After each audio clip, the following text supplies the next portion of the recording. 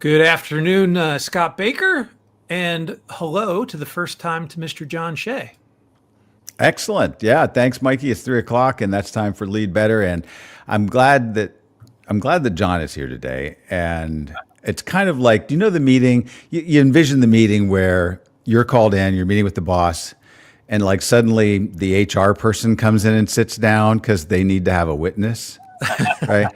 So, I'm not saying I needed John for any particular reason, but the field note is entitled leading people who are in denial and just maybe they haven't seen reality in the right way, and sometimes it's good to have a couple of perspectives on that to make all of the feedback land in the right way. So that's how I'm seeing it. But we're glad that John is here, one of our crack leadership coaches. John, how are you today? Doing well. I'm hoping this is not an intervention to your point.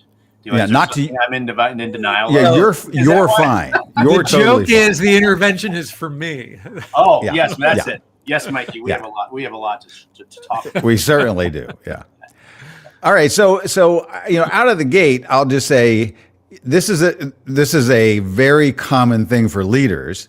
There are some things that are kind of pointed to in this one, like, no, these don't quite work. Here's an idea. And some people will look at the idea and go, yeah, that's the right path. And some people will look at that idea and say, have you guys lost your minds? Yeah. And so it could get really dicey here. We had an email or two. I'll read one that just came in just before. And we appreciate this reader email response. All right. So we want it to happen all the time. And sometimes it shows up in comments over on Substack as well. And so feel free. But this particular person says, I admire your field notes and have never felt that there was an errant approach suggested until this article. However, out of 1,500 field notes over 4 years. But they were nice at the end. Yeah, they were very nice. Keep up the good work. I learned from and enjoy so very much. And so, all right. Well, okay. Now I can talk about the controversial part. So, but before we get to that, I don't know, John, did you have you have way more, real world experience than Mikey and I do on many continents. But the premise of it, that leaders dealing with somebody who's in denial, it is tough for that leader, for their coworkers, when things are just actually disruptive on the team. How do you get a person to face reality? Yeah, I think the overall premise I think is really important here is, in the field note we touched a bit on, sometimes we just ignore it, sometimes we just let it slide, we just try to work around it. I think the premise is reality is the safest place. That's kind of my organizing principle. And when I deal with things like this, either in my own world or as I'm supporting people through it, reality is the safest place. And the longer that denial goes on, the longer it gets enabled. It's, we may think that it's the easier route, but at the end of the day, reality really is the safest place. And so we need to make attempts to let people see this is what's happening. We need to address those who are enabling them. We need to, as leaders, step in and do it thoughtfully and do it with care. Getting to reality as quickly as we can is really important. When someone's in denial, we've got to address it. Now, how we address it's a different question.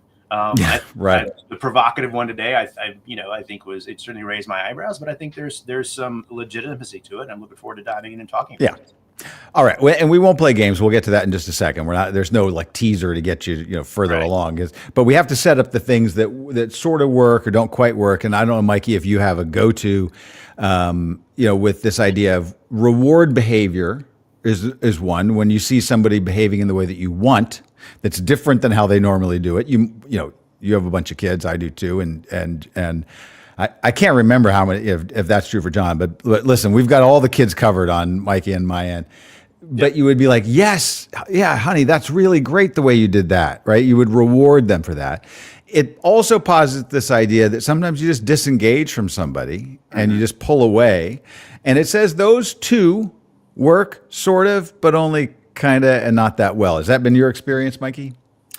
Yeah, with kids and without, right? It usually helps, and which might actually lead to the idea that I haven't really dealt a whole lot with people who are, clinically in denial, right? And so if they actually meet all of the criteria for what it means to literally be like not seeing reality for what it really is, and you need to, figure out how to introduce that to them, that this is going to be an uphill slog. Now, sometimes they're in denial. I do remember now one time where a child of mine was in denial about the way that her friend and her had a weird kind of relationship that felt a little bit abusive to us as parents. Okay. Right. And it felt like, maybe you could you name that person by name right now and give us their Oh yeah, I could. Yeah. Right. But the idea of like saying you have to break up with this person, or you shouldn't be spending that much time with this girl. Like it was one of those things. Like we've always known that would be a failed bit, but for them to actually see that their friend wasn't really acting like a friend to them, right? But my daughter had such a sense of loyalty to the idea of friend, this very close friend that she had, that she was in denial that her friend wasn't a good friend, right? Mm-hmm. And so all of the hallmarks that this field note points out, that we couldn't convince her, right?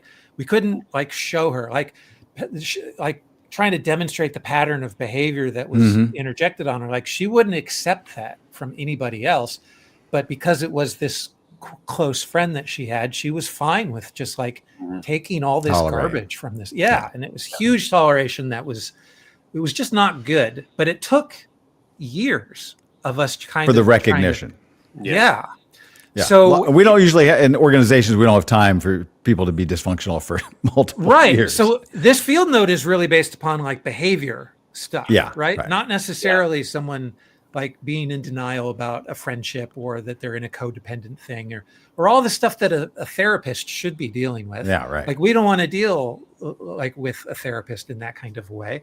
So maybe that's how we kind of justify the awkward approach that seems to be suggested here, is that we're not going to therapize these people, right? We're not going to get into a role where we're going to work with them over the course of years. If we kind of need a quick approach to actually deal with behavior that's disruptive, then maybe taking a disruptive approach is the best way. Could work. Well, and before we do that, John, let me ask you. So in the assertion of the field note that this idea of reward the behavior or disengage from the behavior, let's just use the one that's in there, which is, let's say a person continually is talking too loudly or they interrupt. And so then I guess if they're more quiet, you would be like, I really appreciate your silence today. Is that the reward? I don't know. Yeah. Or if they're talking loudly, you just disengage.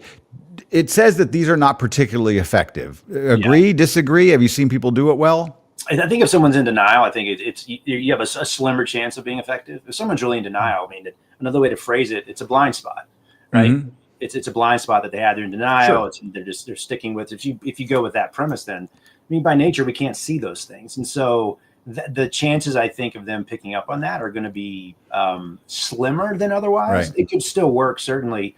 Another one of my favorite things is make the implicit explicit. If you're rewarding something, make it explicit. I really appreciate, this is the impact that it has. Here's what I'm telling you, or vice versa, right? When we do it through hints without being explicit, I think there's less of a chance of it to work. But sure, I mean, look, our brains pick up patterns. We have, reward stimulus and things that disengages kind of stimulus. And so, sure, working with that, I think works. But I think I agree with the field note. I think those have limited effect in the context of denial and blind spots.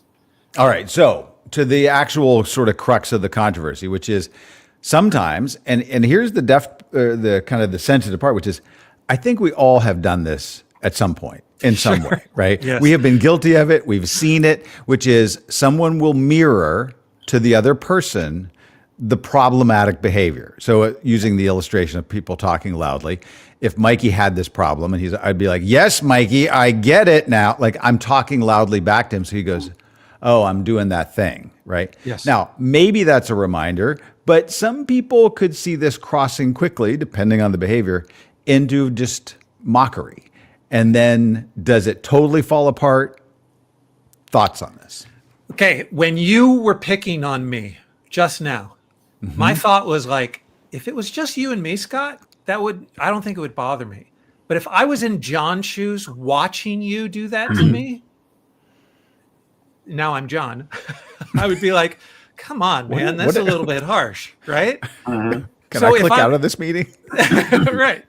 No, I just changed roles 3 different times. But me observing you do this behavior to somebody else, I got to think there's a better way to handle that. You shouldn't have done it that way, Scott. Right. And so it's the in front of other people that it's the problem?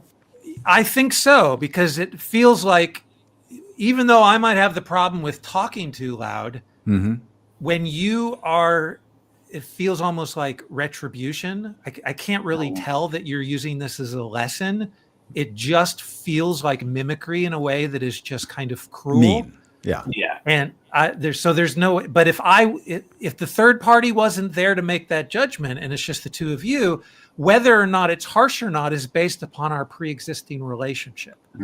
So if we've got a good relationship and we tease each other and we're fine with this, then you doing that on me, even though in this particular moment it's not a tease, it's really pointing out what's true, trying to put then I don't know that I would be offended by that. I might only be offended, pick up somebody else's offense. Okay. All right, John, is there any circumstance where you kind of feel like this, other than like you already have a good relationship, it's a little more good-natured? The premise of this is a real problem for the leader and the team, and nothing's been working. So is this a good sort of, I don't even know the leader who could pull it off, but is it a good last kind of approach to this, or is it just going to be disaster a lot of the time? I think if you go with the thought that you've tried many different things, this is somewhat not necessarily a last resort, then I think it could be worth exploring. But I think, Mikey, you raised a good point. I think context and intention is really important. I think environment's important, right? Choosing when to do it. We don't want to embarrass somebody, right? We don't want to embarrass people in front of others. So if it's one-on-one or a small group where there's at least some psychological safety, then I think it could work. But I think it's really important too to name your intention pretty quickly. If this is a teaching moment, you don't just want to put it out there and hope that it lands. I think especially in this situation, you would want to make sure it lands. Pull them aside after the meeting. Hey, I want to share with you. Let me share my intention. This is something I've been working on. This is something that's important. And I felt that it would be helpful for you to see what it looks like to be on the receiving end of that. Because I think this may be a blind spot for you. Right. And so I did that intentionally, not to embarrass. And so explain the context and the intention, I think, would be really important. I think absent that, it could be rough. I think I'd be hard pressed to find a reason to do it. Right. And we have lots of admired leadership content. And I'm sure that this has come up in lots of your coaching sessions on the nature of embarrassment and how the great leaders help avoid those moments. They create a dance that saves people's reputation, helps them keep face in those moments. Yeah. And that's where I think intention's so important. Oh, sorry, Mikey, go ahead.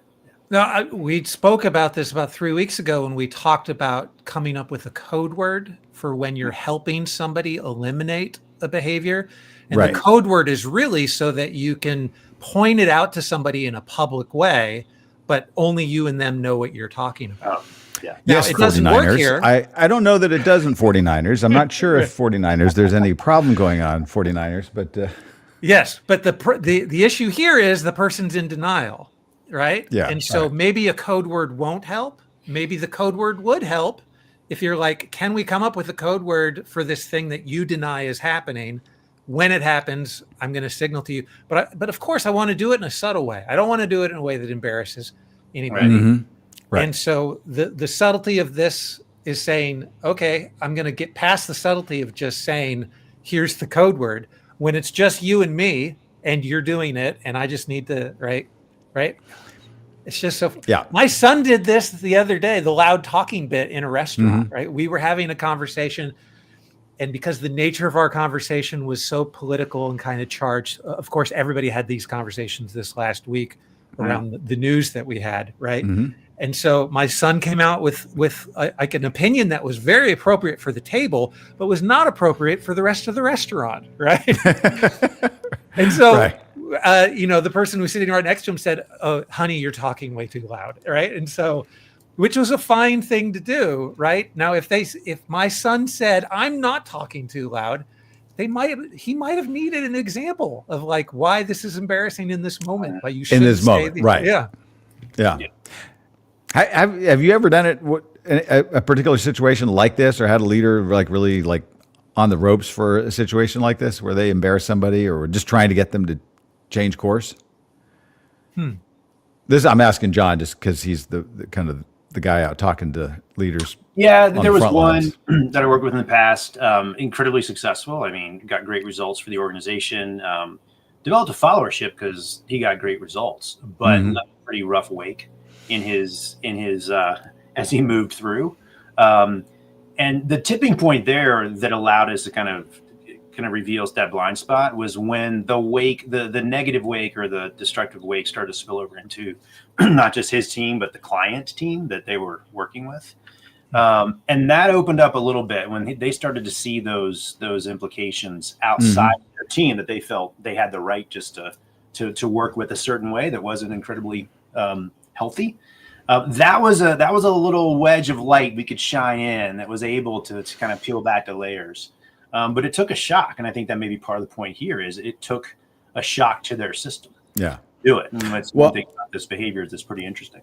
I do think that what Mikey said earlier actually does seem to be supported in some of the literature and probably just good advice, which is this idea of mirroring a problematic behavior probably does work best in a case where there's an established relationship, there's an implied goodwill, there's an expression, John, as you said, where you're flagging intention, you're kind of giving some empathy, and that could even be done in public. Like if we were in a meeting and there were 10 people on the meeting and these have happened and probably this interaction has happened, and I said, this reminds me, and if Mikey was like, all right, I'm going to set my clock on this one, to kind of be like, Scott's about to tell a long story, I would not be offended. I would be like, yeah, okay, it's a good point. All right, I'll try to keep this to 30 seconds.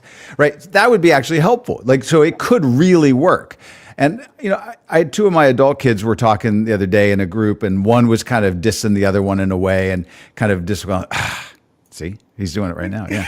And so I did it to the kid that was doing it. Now they're all adults. And I was like, and I think he looked at me, I think he got it. Like I was teasing him for how he was interacting, but probably that was still, I would have been better off not to have done it. Like I think in that moment. So I think that the field note does say that the fear is well justified on mockery. Yes. And so for the people that I think that would be like, oh, this is a terrible field note, maybe it on balance, it could lead to very destructive things if not done deftly and in exactly the right circumstance.